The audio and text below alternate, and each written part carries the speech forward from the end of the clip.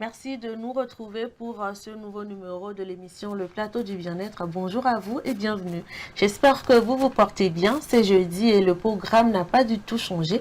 Vous aurez droit à votre causerie du jour, à l'info du jour. Et pour clore en beauté cette émission, vous aurez bien entendu à l'hôpital avec Amida. Encore une fois, bonjour et bienvenue.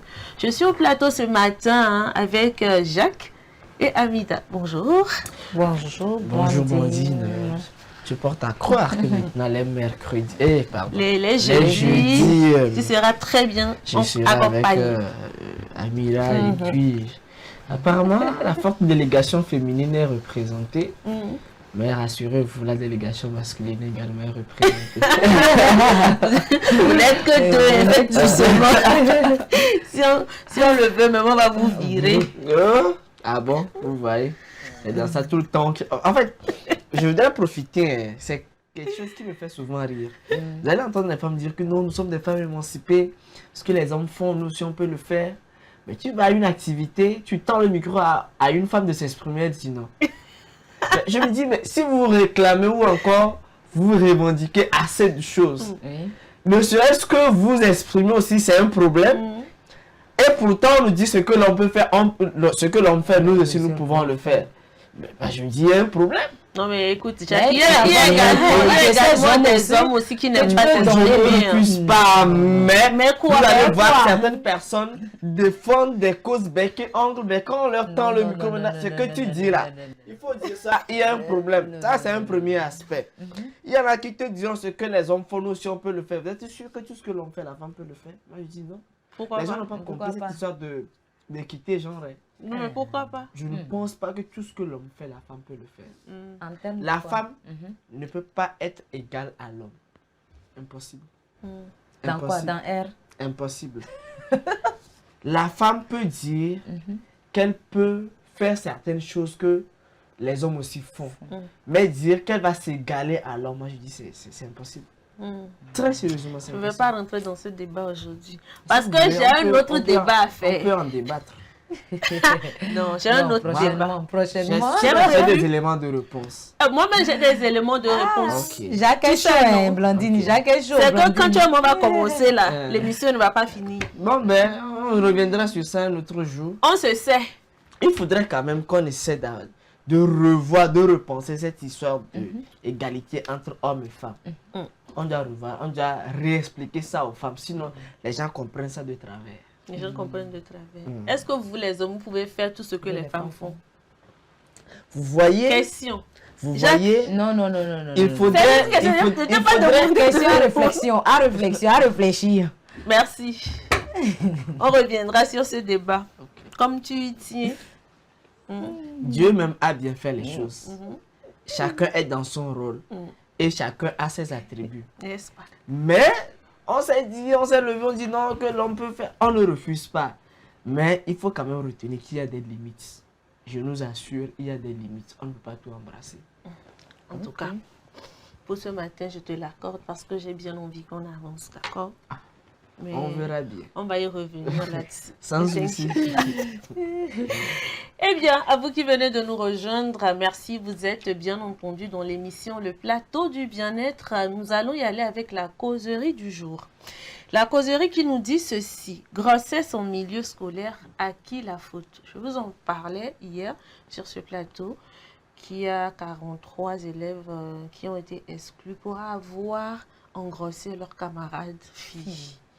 Donc, si je veux comparer un tout petit peu les choses par rapport à ce dont on a parlé hier, à qui réellement la faute s'il y a tant de grossesse en milieu scolaire? Parce que depuis un bon moment, depuis des années, il y a des actions qui sont quand même menées pour éviter ce phénomène, ou du moins pour diminuer un peu le taux. Mais là, on est en train de constater que ça grimpe plutôt. Alors, Jacques, selon toi, tu me fais la passe. La passe décisive. Les femmes n'ont qu'à commencer. Puis c'est vous, avant même qu'on ne commence cette émission, c'est vous qui criez ici que Tu vois. Quoi? Je te fais une passe. Ce que l'enfant peut faire. On ruine l'avenir des élèves, des filles que l'on peut comme faire, ça. l'enfant Les peut garçons, faire. on fait ci, on fait ça. Faut commencer. Écoutez, merci, hein, Blandine, pour la parole. Quand tu me dis, quand il fait... Merci, Blandine, de m'avoir donné la parole. Et puis, il commence... Eh bien, il faut savoir que ça, là... Non, parce que c'est un sujet qui est d'actualité Ah oui, et qui est très important d'actualité. et qui est un peu sensible aussi. Le sujet est un peu sensible. Pour répondre à la question tout de suite, à qui la faute, je dirais à nous tous. À nous tous. Pourquoi? Parce que le mal est profond. Et aujourd'hui, ce n'est que les conséquences de ce que nous avions semé il y a des années. Aujourd'hui, ce que nous voyons, c'est le résultat de ce que nous voulions en fait. C'est ce que nous-mêmes on a voulu. Et quand on parle de grossesse en milieu scolaire, je ne pense pas que c'est seulement ici au Togo. Hein. Quand on prend le Bénin en fait partie, la Côte d'Ivoire également, puisque... L'Afrique du Sud. Oui, j'ai vu certains articles. Et quand on prend le Togo, depuis, je crois, 2020, 2023 et plus, c'est du primaire, collège, lycée, c'est plus de des centaines ou encore des milliers de grossesses qu'on enregistre. Et je pense que il y a de quoi s'inquiéter. Maintenant, à qui la faute? À nous tous. Pourquoi? Les parents ont désisté. Les parents ne jouent plus pleinement. Je ne dis pas que je leur fais porter le chapeau, mais je leur fais porter le chapeau en partie. Les parents ne jouent plus pleinement leur rôle d'éducation. On est préoccupé par le boulot, on rentre tardivement. La nounousse est devenue mère éducatrice. La nounou est devenue tout de la maison. Parfois même pour prendre certaines décisions, pour faire des achats et tout, c'est la domestique qui décide. La maman même, elle est là juste pour qu'on lui serve à manger, qu'on lui dresse la table. Elle mange et puis bon ben voilà, elle repart au boulot. Le monsieur vous dira oui ben moi écoutez, moi si je n'ai pas le temps, je suis hyper occupé, il faut voir ça avec ma femme. Ma femme vous dira il faut voir ça avec la domestique et c'est fini. Les enfants sont devenus leurs propres éducateurs. Ou encore la domestique est devenue l'éducatrice des enfants. Parfois, quel genre de domestique nous avons chez nous? Ça aussi, c'est unique, ça c'est notre débat. Pour voir est-ce que la personne juge d'une certaine probité morale pour pouvoir véritablement encadrer les enfants en l'absence des parents. Autant de questions que je me pose. Maintenant, hormis cela, il y a l'environnement. Dans quel environnement nous vivons? Aujourd'hui, nous avons abandonné nos cultures au détriment des cultures étrangères. C'est-à-dire que quoi? En Europe, on peut voir un petit garçon qui vous dira ben, écoute, c'est ma petite amie, c'est ma copine. On fait ceci, bisous, on fait cela. Et on dit oh, on acclame, c'est mignon, c'est mignon. Et on transpose ça également dans nos réalités de petits enfants qui commencent pas à grandir, même sur les réseaux sociaux. Vous les voyez, on dit couple ceci, on se fait de la bise, on fait ceci. Est-ce que c'est ce genre d'éducation que nous sommes en train de prôner? Parce que tout est une question de psychologie. Ça, en fait, tout est lié en fait. Voilà. On dit, oh, que c'est bien, c'est ceci, voilà. Vous ne voyez pas comment ce qui se fait chez les Blancs. Vraiment, nous, on est très en retard. On est des attardés, on est ceci. Et on pense que c'est la bonne formule. Au-delà de ça, j'ai mal au cœur. Ça me fait mal. Au-delà de ça. Calme-toi. Au-delà de ça, quand on revient dans le système éducatif, quel type d'éducation nous avons? Moi, j'ai comme l'impression qu'on a un système d'éducation qui est... C'est comme on est là juste pour sévir. On met des garde-fous, on met une pression derrière et aujourd'hui, les enseignants ont peur des élèves. Parce que si je fais un mauvais pas, si je fais ceci, on va me convoquer, je vais me justifier, il y a des numéros verts, il y a ceci, il y a quoi, des arrêtés, des décisions qui ont été prises en faveur des apprenants. Je ne dis pas que c'est pas une bonne chose ou encore je ne dis pas que c'est une mauvaise chose, mais dans la manière, comment est-ce que nous le faisons? Qu'est-ce que nous voulons faire comprendre Est-ce que les gens comprennent le fond de ce que nous voulons exprimer? C'est autant de questions. Vous allez voir aujourd'hui, récemment, il y a des lois comme quoi aucun enseignant ne doit sortir avec son élève et ainsi de suite. Je suis d'accord. Maintenant, cela a créé également chez certains enseignants une certaine peur. On a parfois même peur de quoi? De s'approcher d'une fille, ne serait-ce même que pour quoi? Pour échanger ou encore pour parler de quelque chose, parce que demain cette fille-là peut dire qu'elle est victime d'harcèlement, ainsi de suite. Et vous voyez, finalement, on se dit, on est dans quel système? On est dans quel système? Je crois bien que de par le passé, quand nous aussi nous fréquentions, je pense qu'il y avait de grandes filles dans les salles, mais on n'avait pas vraiment ce problème-là de grossesse. C'est vrai qu'il y avait des grossesses, mais c'était pas vraiment un fléau comme aujourd'hui. Eh bien, qu'est-ce qui avait marché et aujourd'hui ça ne marche plus? Maintenant, dans nos systèmes éducatifs, est-ce que on arrive véritablement à faire comprendre, à mettre vraiment l'accent sur l'éducation sexuelle? L'éducation sexuelle, ce n'est pas seulement, comme quelqu'un le disait ce matin, ce n'est pas seulement quoi, ce cours de SVT là qu'on nous faisait suivre, hein, et du coup la reproduction, un cours même que moi je n'ai pas suivi, j'étais malade durant toute l'époque là. Que beaucoup d'élèves même ne comprennent pas. Ah ben voilà.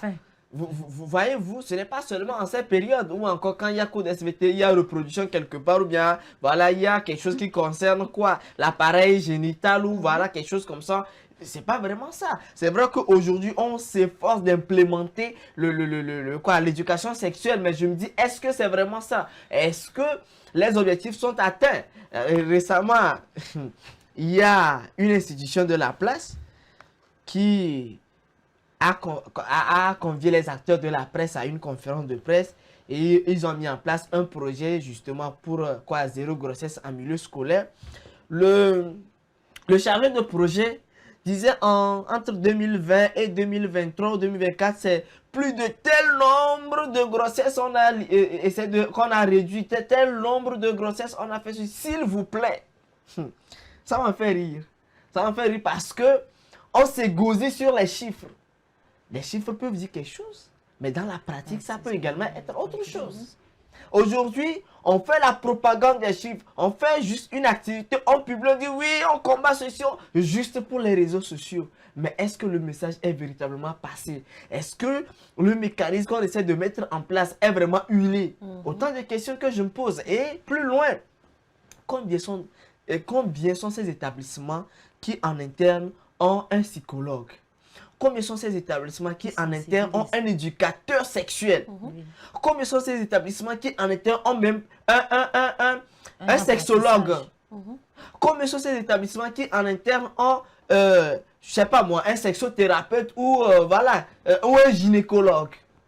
Combien pour amener les élèves à véritablement se connaître, maîtriser leur corps, avoir les informations nécessaires qu'il faut sur la sexualité? Combien? Parce que quand on parle de la pédagogie, tous ces acteurs que je viens d'énumérer en font partie. Combien même sont ces établissements dans lesquels on a même un psychologue? Autant de questions qu'il faut se poser. Parce que il ne sert à rien de venir dire oui, éducation sexuelle, oui, ceci, sans pour autant d'abord travailler la psychologie des enfants. Mieux connaître leur psychologie, parce qu'il y a la psychologie de l'enfant, hein. Il y a la psychologie de l'adulte, il y a la psychologie même de la femme. Et il y a même la philosophie qui l'entoure. Autant de connaissances qu'il faut. Et il faut des personnes averties, des personnes avisées. Et qui sauront comment, en termes de pédagogie, comment implémenter tout cela. Parce que sinon, on serait là à crier, éducation sexuelle. Mais est-ce que le format, la formule, c'est vraiment ça? Et plus loin, aujourd'hui, bon, selon les informations, on a exclu ces élèves. Moi, je me pose la question. Je ne dis pas que je suis fier de ce que ces élèves ont fait, mais je me pose la question. Est-ce que renvoyer ces élèves, les exclure serait la solution? Parce que d'abord, l'école, pour moi, c'est un cadre d'apprentissage pour avoir des élites de demain. Maintenant, si pour une faute aussi grave, parce que la faute, elle est grave, si pour une faute aussi grave, on les exclut du temple du savoir, pour moi, est-ce que dans la rue, ils auront vraiment le savoir qu'il faut? Question. Est-ce que ces enfants-là, une fois sortis de l'école, ne vont pas aller enceinter toutes les filles du quartier? autant de questions que je me pose. Tenez-vous bien, aujourd'hui même en entreprise, combien sont ces femmes-là même qui sont victimes de harcèlement? Combien même sont ces patrons? Je parle en sous-couvert. Combien sont ces patrons, c'est-à-dire ces chefs d'entreprise-là, qui n'ont pas vraiment, qui ont fait même à avorter de façon clandestine, hein, leur employé. Il y a des gens, il y a des non-dits dans cette histoire d'éducation sexuelle. Il y a des non-dits dans cette histoire de harcèlement. Les gens ont fait des avortements clandestins parce que le patron, à un moment donné, la fille était sous pression. Pourquoi j'aborde ce sujet? Parce que, pour moi, c'est l'éducation, en fait. La personne a grandi comment? Et quand elle est devenue chef d'entreprise, puisque c'est devenu un fantasme pour elle, elle met la pression à ses collaborateurs ou bien à ses collaboratrices. Et aujourd'hui, vu que l'emploi est devenu une denrée rare, je vais faire comment? Je ne veux pas perdre mon emploi et finalement, on succombe. Et quand les conséquences dangereuses ou encore désastreuses sortent de ça, on vous propose et d'autant plus que l'avortement n'est pas légalisé chez nous ici, c'est des choses qui se font de façon en catimini ou encore de façon clandestine. Et certains même, j'en suis sûr, si aujourd'hui on fait des études, certains même auraient perdu la vie dans ces genres d'histoires. C'est l'éducation en fait. Et donc, si on exclut ces personnes, est-ce qu'on n'est pas en train de prôner pour une éducation ou encore pour une jeunesse de voyous après? Je me pose des questions. Je m'arrête là. En tout cas, Jacques. En tout cas, merci. Tu as eu à aborder assez d'aspects. Et moi, ce qui me tient à cœur dans tout ce que tu as eu à dire, c'est l'éducation. Parce que l'éducation, c'est vraiment la base. C'est vraiment la base. On me dit souvent qu'à la maison, on reçoit une certaine éducation. À l'école aussi, on reçoit une certaine éducation. Et la rue nous éduque. Mais non, Amida, par rapport à ce problème, comment est-ce que tu penses que les parents, les enseignants ou bien même les personnes qui nous éduquent dans la rue peuvent s'y prendre réellement pour comprendre, pour faire comprendre voilà, aux jeunes que voilà ce qu'ils sont en train de faire, que c'est une mauvaise chose, parce qu'il y a de ces enfants, c'est vrai, on leur donne une certaine éducation, mais ils ne sont pas, comment le dire, réceptifs. C'est des personnes qui se disent, bon, ce que tu es en train de me dire là, c'est parce que tu n'as rien compris. Souvent, on se dit, papa ou maman, toi tu es vieux, tu es vieille, donc c'est la nouvelle génération. Et nous, on marche comme les choses se font maintenant. Alors, il faut vraiment essayer de faire comprendre à ces enfants que là où ils mettent les pieds, c'est dangereux. Mais comment? C'est la manière en fait, c'est la manière de transmettre cette éducation. Selon toi, comment est-ce qu'on peut leur transmettre cette éducation pour qu'ils puissent être réceptifs? Parce que, quoi qu'on dise, quoi qu'on fasse, il y a des enfants, franchement, ils ne comprennent rien du tout, rien du tout. Et comme Jacques l'a dit, le fait de les avoir exclus, par exemple, est-ce que c'est ça qui résout le problème? De ce côté aussi, l'éducation commence par être en panne. Parce que les enfants sont à l'école pour être éduqués. Et si on les exclut, ils vont recevoir l'éducation comment? Autant de questions qu'on se pose par rapport à ce sujet. Eh bien, par rapport à ta question et par rapport à comment amener ces jeunes à pouvoir, ou bien à pouvoir voir, prendre, ou bien voir que ce qu'ils sont en train de faire, ce n'est pas bien. Je pense qu'il y a beaucoup de paramètres. Comme tu l'as dit, il y a du côté de la famille, le côté des enseignants, le côté social de la vie en général. Maintenant, si je vais aller de paramètre en paramètre, quand je vais prendre le paramètre familial, par exemple, les parents, c'est vrai, comme Jacques l'a dit, les parents sont maintenant maintenant tout le monde est occupé, on n'a même pas le temps, tout le monde va qu'à ses occupations et puis tout. Mais je pense qu'au moins, je te dis l'argent à tout prix, mais je pense que nos enfants. Oui, mais je pense qu'au moins, même le petit temps qu'ils ont de passer certains moments avec ces enfants, d'être ouverts et d'éviter cette ancienneté, cette culture ancienne qu'on a par rapport à des sujets tabous. Parce que vraiment, j'ai remarqué par rapport à l'ancienne culture, c'était un sujet tabou de parler de sexualité. Donc, déjà, même quand tu dis à ta maman, ah, maman, voilà, j'ai tel homme dans ma vie. Non, non, non, non, non, tu n'as pas encore l'âge, tu n'as pas encore, non, non, non, je te prie, non, non, non, non, laisse ça, je veux que tu sois tel, focalise-toi sur tes études. Non, laisse-les, le temps viendra. Quel temps? Quel temps? On se demande quel temps. Même il y a de ces papas-là, même les papas, même c'est difficilement, même on arrive à aborder ces sujets même avec eux, parce qu'ils n'ont même pas le temps. Pour eux, c'est d'aller chercher et ramener à la maison. Mais maintenant, pour les amener à comprendre cela, moi, je pense qu'ils doivent vraiment être ouverts, avoir assez de temps, parler, c'est-à-dire le soutien émotionnel.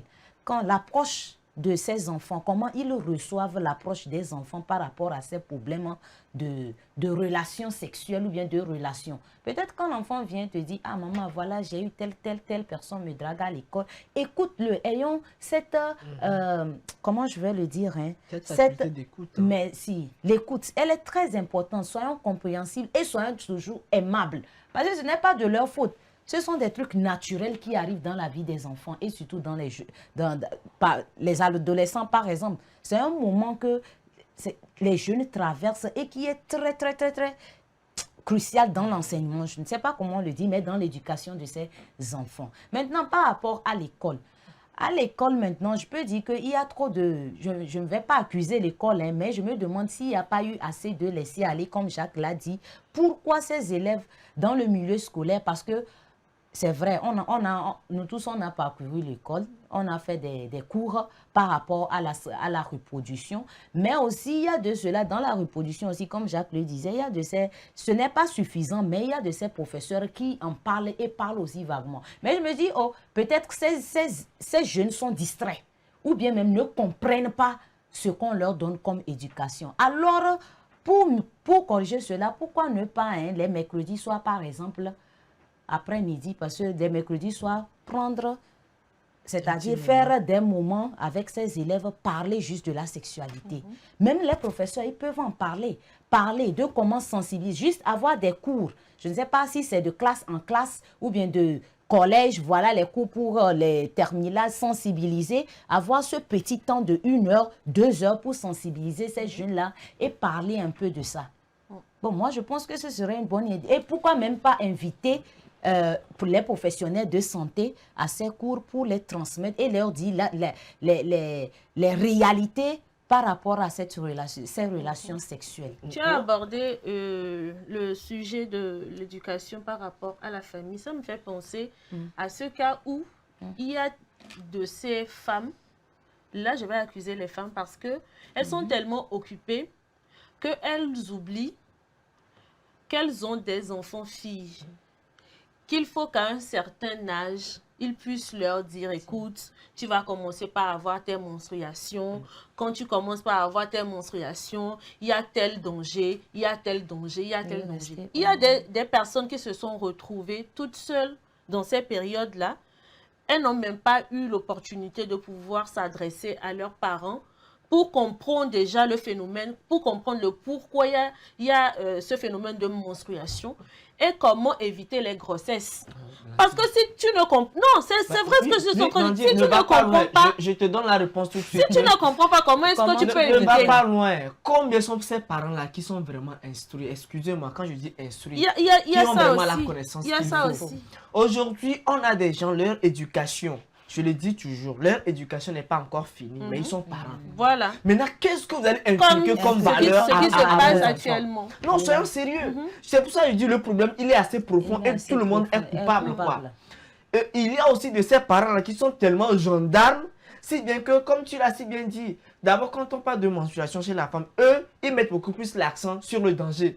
Ah, tu vas tomber enceinte. Ah, tu vas faire ceci. Mais explique à la fille que, mais tu sais quoi, tu es en train de grandir. Et quand la femme grandit, tu quittes de fille en femme. Voilà. Tu veux devenir femme. Et c'est bien ça, veut dire que tu commences par atteindre un certain niveau. Et c'est normal que ton corps également évolue. Quand on prend le poussin grandit, après il devient quelque chose, non? Ben, donc c'est ainsi de suite, voyez-vous, et comprendre que Quand tu atteins un niveau donné, voilà comment ton organisme aussi réagit. Parce qu'on est tous appelés, on grandit, on vieillit, on meurt. Donc, ce sont des étapes de la vie. Et maintenant, trouver des astuces. L'autre aspect aussi, c'est que quoi? Je vais revenir aux parents. Amira parle de mercredi soir des ateliers. Il n'y a pas que ça. Parfois, quand le cadre est trop formel, il y en a qui ne s'ouvrent pas. Quand peut-être les enseignants sont aussi, ont les notions, les connaissances qu'il faut, quand tu viens faire ton cours, ne sois pas là juste pour tes 1 heure de temps ou tes 45 minutes là, te braquer juste sur, peut-être si c'est les mathématiques, tu viens faire tes mathématiques là et tu pars. Par moment, il faut créer quelques moments de détente et tu inventes une histoire de toute pièce et tu fais passer le message. Ce qui est sûr, quelqu'un va comprendre. Ou encore trouver de l'humour, quelques petites blagues là, tu fais passer pour juste à captiver leur attention et tu passes le message et ça passe crème, tu continues ton cours. Il y en a qui sont là, c'est comme quand on était en terminale, on avait un professeur de droit qui faisait le droit commercial. Quand il vient, il n'y a pas de blague. Le genre de cours que les élèves aiment rater. C'est-à-dire que le prof, il est trop strict. Je te dis, tu fais une blague, il te sort. Il dit, c'est pas dans son heure. Voyez-vous? Et quand je reviens également aux parents, il y a de ces parents qui sont trop stricts. Je te dis, tu n'as pas le droit même de t'arrêter de discuter avec un garçon. Et c'est ça qui fait que les jeunes filles maison. Maintenant, vous venez dans cette maison comme ça, là, moi j'en connais. La fille escalade le mur la nuit. Elle dit non, il faut les laisser là-bas, ils sont au salon. À telle heure, il va rentrer. C'est qu'elle maîtrise parfaitement son emploi du temps. Il dit à telle heure, il va s'endormir. Elle part. Elle va dormir là-bas. Le lendemain, elle revient très tôt. Elle retourne. Elle est tranquille. Et les gens pensent qu'ils font quelque chose. Vous ne faites rien. J'ai parlé encore sur ce plateau. J'ai dit, moi j'ai vu des gens qui m'ont dit, si aujourd'hui je suis devenu addict du sexe, ce n'est rien. D'abord, c'est vrai, il y avait une pression à la maison. Maintenant, arrivé à l'école, les amis en parlaient. Et puisque moi aussi je suis fille, quand on est entre filles, elles discutent, ben, à un moment donné, je me sens dépaysé. Et c'est ce qui m'a amené à les découvrir. Et quand on a fait la découverte, finalement, il n'y avait personne pour nous encadrer. Eh bien, on est devenu addict. Et aujourd'hui, ben, excusez le terme, on est devenu irrécupérable. Voyez-vous, c'est un peu ça. Il y a même des filles qui te diront, la première fois où j'ai vu mes menstrues, j'en ai parlé à mon maman. Elle m'a dit, ah bon? Ah bon, c'est ça? C'est ça, tu as atteint ce niveau-là déjà. Et on met une certaine peur. Est-ce que c'est vraiment ça? Combien même sont ces parents, quand ils rentrent là, ils ont une fois payé, ne serait-ce que les garnitures là, à leur fille? Combien? Alors combien sont ces parents qui rentrent le soir et disent, hey, toi, garçon, toi, viens prendre, voici les préservatifs? Combien? Et aujourd'hui, on se plaint, on dit non, les enfants, là, ils sont devenus ceci. Nous-mêmes, comment est-ce que nous éduquons nos enfants? C'est vrai qu'il y a l'école, mais l'école ne va pas donner toute l'intelligence qu'il faut. Hein. Et s'il te plaît, quand nous parlons aussi de la sensibilité par rapport dans les écoles, je me demande, est-ce que aussi l'accès des préservatifs là sont à leur portée? Je me rappelle dans le temps, quand moi j'étais au collège, je me rappelle encore, il y avait PSI à l'époque. PSI avait même des clubs. On faisait des sensibilisations. Et une fois même, ils étaient venus à l'école. C'était une grande soirée de sensibilisation. On a fait des sketchs, on a fait un peu de tout, de la musique, on a dansé et tout. Et ils nous ont sensibilisés, même on a distribué. Il y avait même des campagnes qu'on faisait. Vous venez, on vous fait le test de VIH, vous faites dépister et ainsi de suite. Voyez-vous, moi je me dis qu'aujourd'hui, c'est peut-être de voir comment renforcer ces actions. C'est vrai qu'aujourd'hui, il n'y a plus PSI. Il n'y a plus PSI dans le temps. Je ne pense plus. Je pense qu'aujourd'hui, il y a ATBF qui avait la TBF, oui, et autres, toutes ces organismes-là. On a également il y a le CCL aussi qui le fait. Il y a le club SOS qui oui. Donc, je pense qu'il faut véritablement mettre les moyens et essayer de voir comment aider ces personnes. Mais je le dis toujours, il faut trouver la bonne formule, arriver à être ami avec les élèves et savoir comment passer le message. Et il faudrait que les parents reprennent leur rôle de parents. Parce que moi je le trouve je l'ai dit, c'est une éducation. Quand ces personnes seront plus tard des chefs d'entreprise, ils vont toujours continuer parce que c'est l'habitude est une seconde nature. Quoi qu'on dise, l'habitude devient une seconde nature. Et ben voilà. Moi, je suis désolé. Dîner Fano, c'est Mano aussi. En tout cas, c'est vrai que c'est un sujet qui fait énormément mal. Ça fait énormément mal parce qu'on se dit qu'on peut éviter certaines choses. Moi, je le dis tout le temps. Quand on est parent, on a une certaine responsabilité en fait. On a une certaine responsabilité. On ne peut pas laisser la charge de l'éducation de nos enfants entre les mains d'autres personnes. C'est nous qui savons comment est-ce que nous voulons que notre enfant soit. Donc, c'est à nous de nous battre pour nos enfants. Peu importe la manière dont on est occupé. En fait, le fait d'être trop strict aussi, ça ne résout pas le problème. Le fait d'être trop strict, il faut trouver une bonne... Parce que nous sommes dans un monde actuel où les choses changent. Les choses évoluent. Même si tu ne donnes pas une éducation à ton enfant, quelqu'un d'autre le fera. Ou soit c'est son téléphone que tu lui as acheté avec ton propre argent que tu lui as donné comme cadeau d'anniversaire là. C'est son téléphone là qui va l'éduquer à ta place. Parce qu'il y a assez de choses. Il y a de ces parents là même. Ils donnent le téléphone à leurs enfants et puis bon voilà basta. Qu'est-ce que mon enfant fait avec le téléphone? C'est quoi le contenu des choses qu'il voit, qu'il regarde et tout ça? On s'en fout. On s'en fout. Genre, c'est des choses qu'il faut corriger. Aujourd'hui, on accuse ces enfants, mais bon, moi, je me dis, peut-être à 70%, c'est de leur faute. C'est la preuve que aujourd'hui on met la pression aux gens. Fais un enfant là, fais un enfant là, fais un enfant. Est-ce que la personne, quand vous la prenez, elle peut vraiment éduquer? C'est ça un peu. C'est pour ça que je dis, il y a des causes indirectes à tout ça là. Quoi. Est-ce que la personne est vraiment prête pour pouvoir vraiment éduquer une personne? Et aujourd'hui, c'est vrai, tu as parlé des téléphones. Des téléphones, c'est aussi un autre problème. C'est un autre problème, mais quand tu ne connais pas ton enfant, il y a une certaine peur. Il y a une certaine peur et parce que tu ne connais pas cet enfant-là. Mais quand tu arrives à connaître cet enfant, mais tu sauras comment amener cet enfant-là à la raison, comment véritablement l'éduquer. Et il sera plus ouvert. Il y a de ces sujets-là qu'il viendra aborder facilement avec toi. Il y a des enfants qui ont juré qu'il y a des sujets qu'ils ne vont jamais parler avec leurs parents. Ils ont tout juré qu'ils ne vont pas le faire. Ça, moi, je dis, le mal, il est profond. Et ce n'est pas seulement l'exclusion qui est la solution. Très honnêtement. Bien, si on veut continuer, si on veut poursuivre, on risque de faire un débat d'1 heure de temps sans poursuivre réellement cette émission avec les autres rubriques. En tout cas, ce que moi j'aimerais dire encore une fois, peut-être que c'est une redondance, mais prenez ça comme ça. Les parents, c'est très important de prendre à cœur l'éducation de vos enfants. Peut-être qu'il est en train d'éduquer son enfant d'une manière. Ça ne veut pas dire que c'est de cette même manière que tu dois éduquer ton enfant. Apprenons à connaître nos enfants. Tous les enfants sur la terre ne sont pas pareils. Il n'y en a qui pas du bâton. C'est parce que le bâton n'existe plus qu'aujourd'hui, moi je dis c'est un faux problème.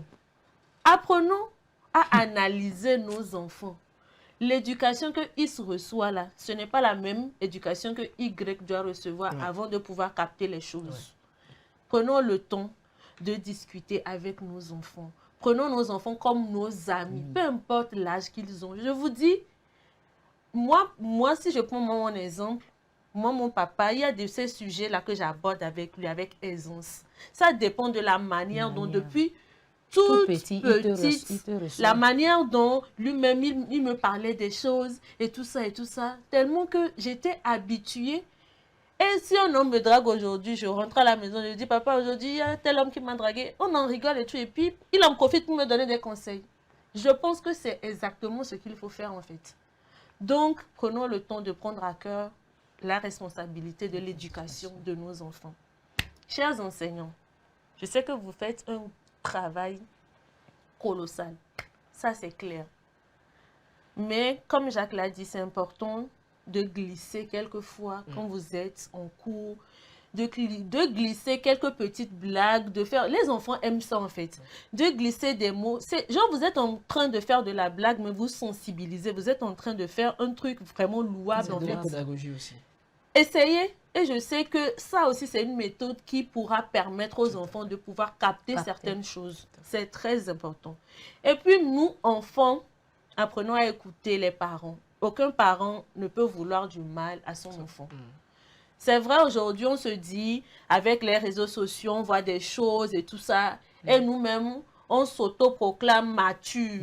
On se dit, on est âgé, on est grand et tout ça. Dosez. Dosez. Franchement, dosez. Apprenez à être... Apprenez à être soumis. Apprenez à écouter. Prenez le temps d'analyser. Quand on vous dit les choses, prenez le temps d'analyser parce que ça y va de votre avenir.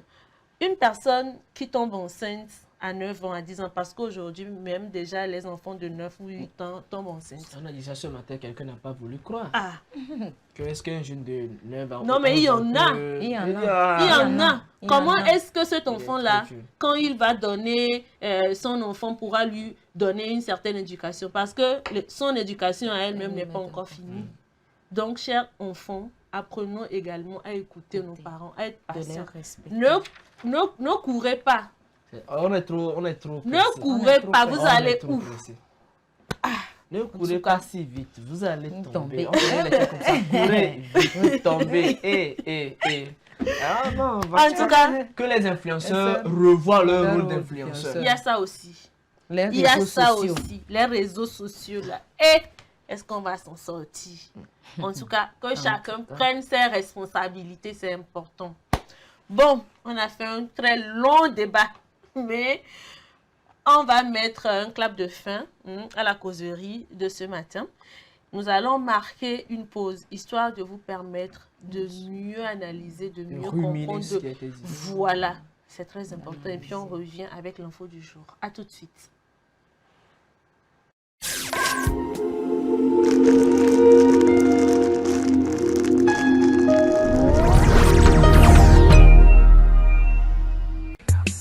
L'amour, c'est des hauts, c'est des bas.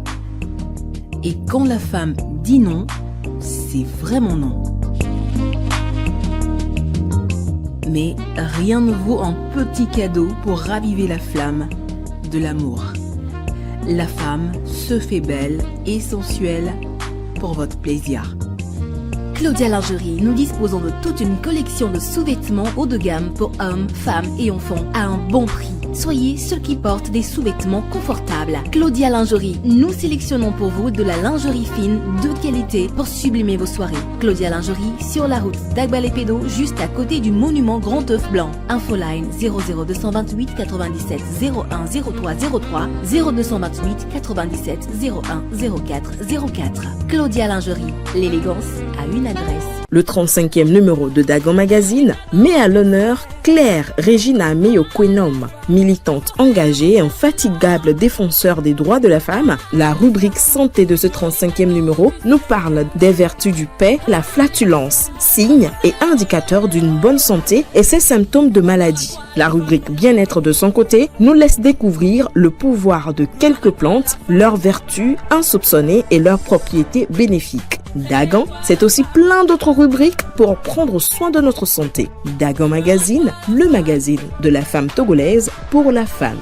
Téléphone plus 228 70 86 44 44 70 26 60 60 Lomé, Togo.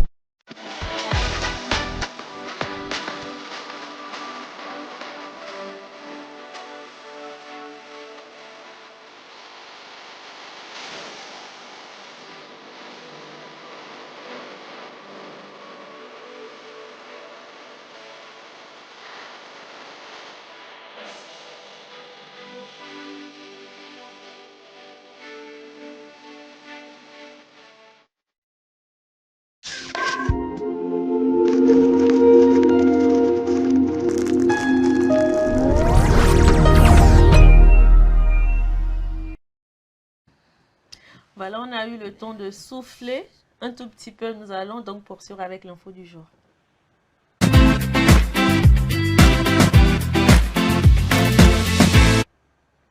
S'alignant sur les politiques publiques mises en œuvre sur le terrain, le réseau des jeunes du Cameroun, une association pilotée par les jeunes, multiplie ses activités dans le cadre de la lutte contre le VIH-Sida et ses corollaires. La consommation des stupéfiants et la violence avec pour but d'offrir aux adolescents et aux jeunes un paquet de services intégrés spécifiques à leurs besoins. Les précisions avec nos confrères de Africa 24. D'après l'enquête Population Based HIV Impact Assessment Canfia 2017, les filles âgées de 15 à 24 ans sont les plus vulnérables aux maladies sexuellement transmissibles. En effet, elles représentent à elles seules 9 nouveaux cas séropositifs dépistés sur 10. Les régions de la Damawa et du Sud qui sont les plus touchées avec des taux de prévalence respectifs de 4,2% pour la Damawa et 5,8% pour la région du Sud entre 2018 et 2024. Toutefois, et grâce aux actions des pouvoirs publics, le taux de prévalence du VIH au Cameroun est passé de 5,4% à 2,7%. Les jeunes de 15 à 24 ans représentant la tranche d'âge la plus touchée selon les statistiques officielles. Sur le plan national, il faut dire que les jeunes ont beaucoup de problèmes. Il y a les thématiques émergentes comme la consommation des stupéfiants, il y a les violences en milieu scolaire, et le VIH qui reste toujours les grossesses précoces et indésirées. Aujourd'hui, nous avons le phénomène des hépatites dont on ne parle pas encore beaucoup. Afin de prêter main forte aux politiques publiques, le réseau des jeunes du Cameroun, appuyé par les services étatiques et d'autres partenaires, œuvre en proposant une approche qui se veut innovante à travers des interventions intégrées et multisectorielles à haut impact qui visent, à court et à moyen terme, induire une tendance positive sur les indicateurs de suivi du VIH et du SSR/PF chez les jeunes et adolescents. Ateliers d'échange, brainstorming, partage d'expériences, l'angle d'attaque est spécifique à chaque région et les diagnostics sont posés par les jeunes eux-mêmes. Le réseau entend également partager avec l'appui de ses démembrements locaux l'expérience de la clinique Ado-Jeunes, une de ces dernières trouvailles qui aurait déjà fait ses preuves. Cette clinique Ado-Jeunes s'appuie sur 2 éléments fondamentaux, à savoir la cellule d'écoute et d'appui à l'éducation et l'unité d'intervention mobile. C'est un concept qui se veut fédérateur, qui englobe ces différents domaines de santé, de reproduction, des actions pour inverser la tendance en matière de consommation de drogue et de violence chez cette tranche d'âge-là. Autant d'initiatives portées par des jeunes qui visent à garantir un meilleur épanouissement de la jeunesse au Cameroun avec zéro sida à l'horizon 2030.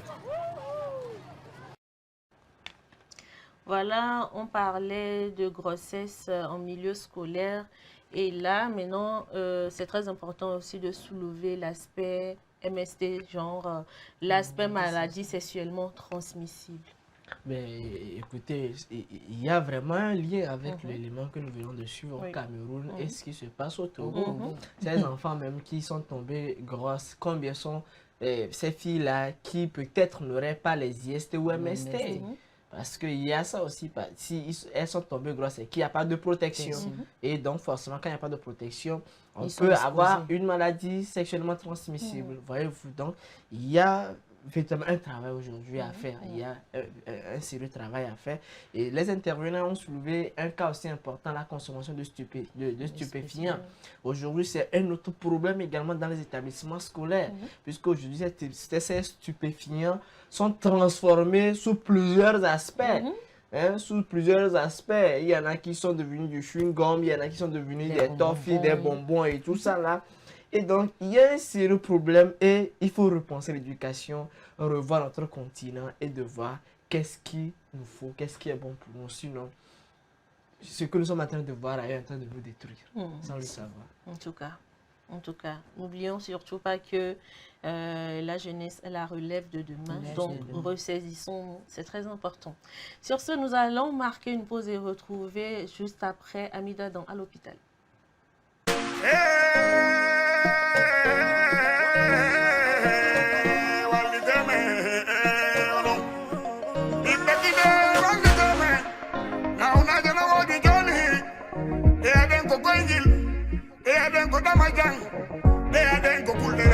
Elles sont négligées, les maladies tropicales négligées.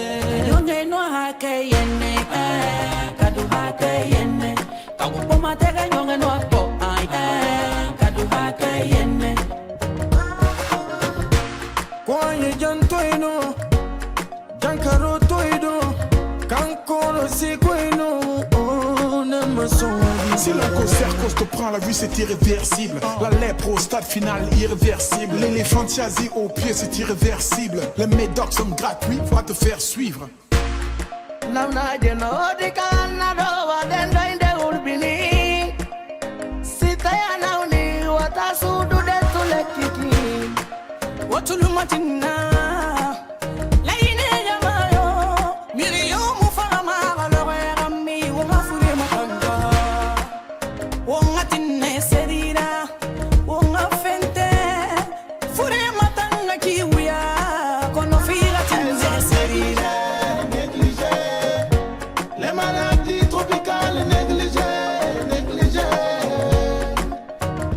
Faut pas les négliger, négliger. Les maladies tropicales, négliger, négliger. On a foutu mes dents, oh, foutu mes dents. On a foutu mes dents, oh, foutu mes dents. Nala siama chonalo, l'angile. Miladi vanda, minandi miakwele. Cholo banna longtemps, Yandin cholo banna longtemps, Dota la himpele na longtemps, Malanda min cholo banna longtemps, les Kenyana.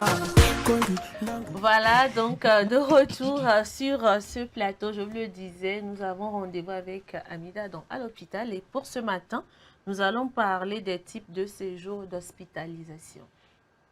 Bah, ça se passe sans transition aucune. Hein. Allons-y. Eh bien, nous allons parler de ces types de séjours. Les types de séjours, qu'est-ce que c'est? Quand nous parlons des types de séjours d'hospitalisation, un séjour d'hospitalisation, que c'est? Eh bien, c'est la période d'admission d'un patient à l'hôpital. C'est-à-dire, vous venez à X temps, vous repartez à Y temps, c'est un séjour.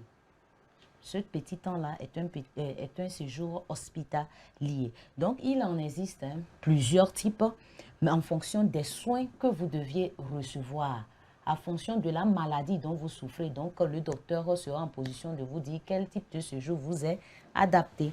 Alors, j'en relève 4 types de séjours. Nous avons les séjours à temps complet.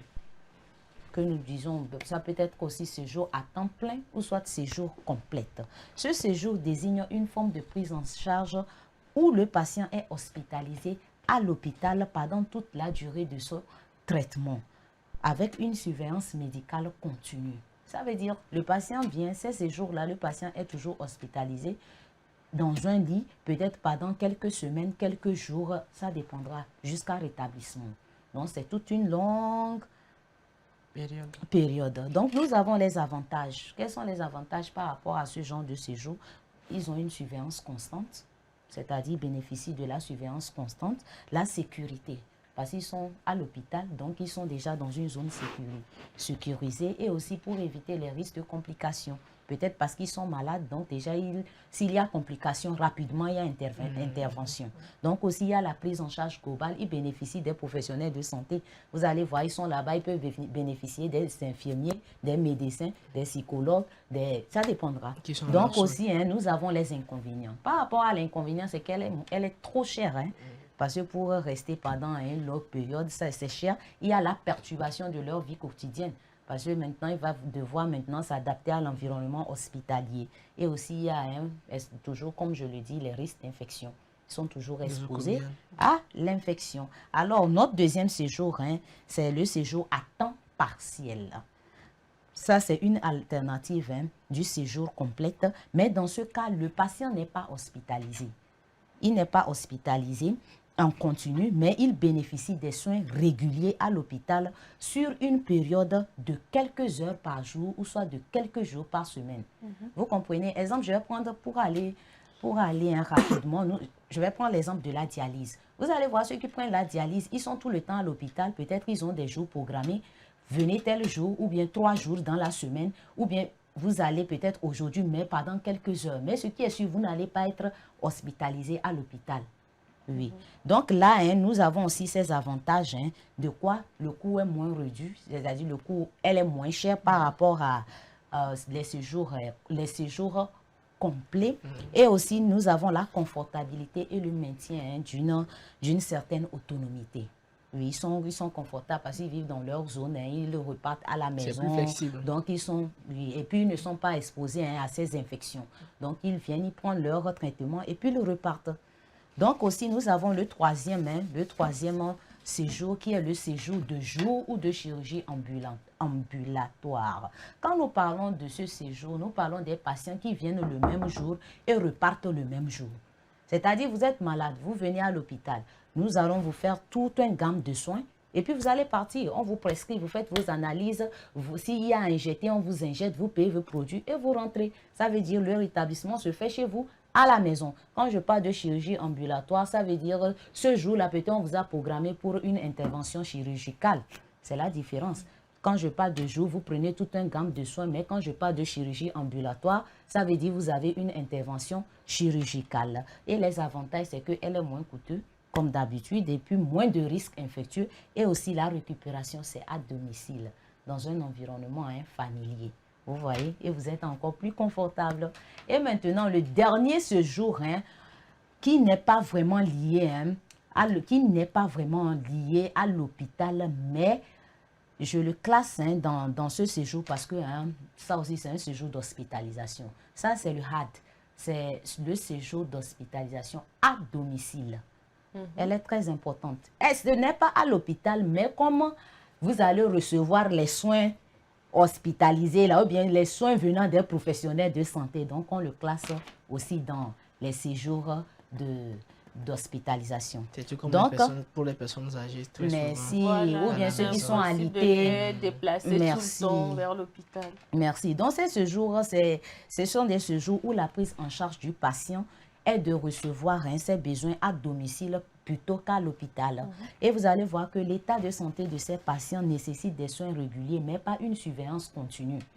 Ils peuvent venir, peut-être l'infirmier ou bien, je ne sais pas, les professionnels de santé peuvent venir tout le temps faire leurs soins et repartir, mais pas d'être là chaque temps ensemble pour une surveillance constante. Et aussi, ils sont suivis par les professionnels de santé, comme je le disais. Et là, les avantages, c'est le confort et le bien-être. Ambassadrice du bien-être.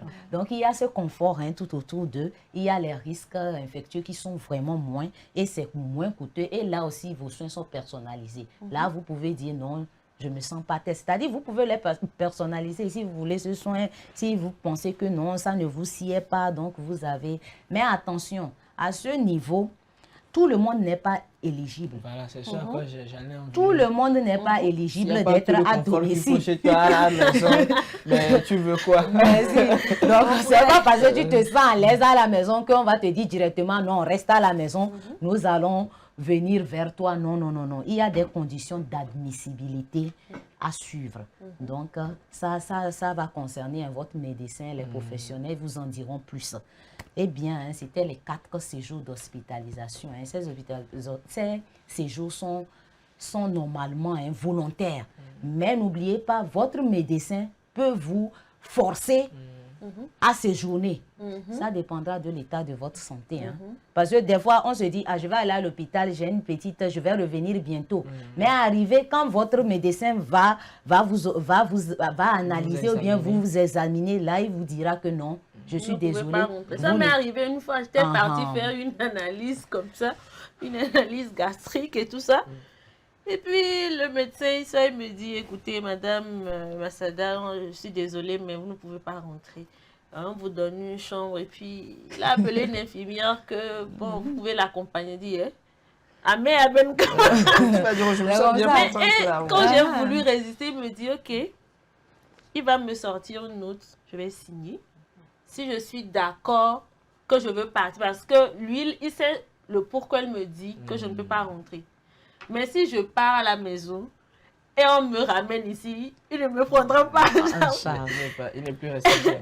Et là, je me suis dit, bon, ok, docteur, ça veut dire que c'est sérieux, je coopère.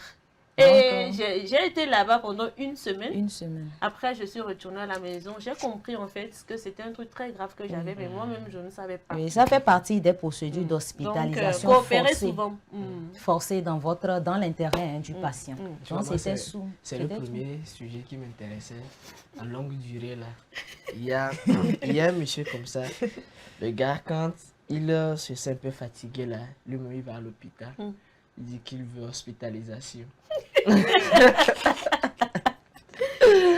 Et comme c'est un hôpital aussi de haut niveau, donc il a tout à sa charge, les infirmiers qui lui apportent à manger, comment ce qu'il veut, et puis il a les soins par moment, et puisqu'il a l'écran et tout, donc il passe pratiquement sa journée là-bas, il peut faire une semaine ou deux. Et après, il revient à la maison, il dit que lui, il est de retour, il revient de l'hôpital. C'est un monsieur, il est maintenant un peu âgé, mais il préfère. Moi, je me dis, bon, ça fait rire, mais à un moment donné, j'essaie d'analyser, je me dis, mais en tout cas, c'est aussi bien. S'il va aller là-bas, au moins, s'il y a quelque chose, on va vite intervenir. Et quand il va aussi, ça lui permet de bénéficier de quelques soins, de sortir un peu de cet environnement pour un petit moment de propreté, d'hygiène et de soins. Bon, ben, c'est une bonne chose. Quand on a l'argent, tout est possible. Ah, c'est ça, mon frère. Après tout, le séjour-là, c'est qui peut. Ah, justement. C'est qui peut. Parce qu'on te dit, la chambre pour la journée, c'est... Comme tu vois un peu. Bon. Et ce qui est encore marrant, c'est que le médecin ne peut pas vous dire combien de jours vous pouvez rester.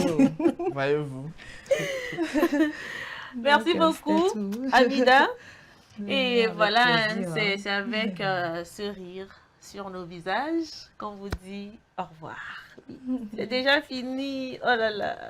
Mais bon, la bonne nouvelle, c'est qu'on revient demain matin pour un nouveau numéro de cette émission. Merci beaucoup à vous de nous avoir suivis. Et puis, à demain. À demain.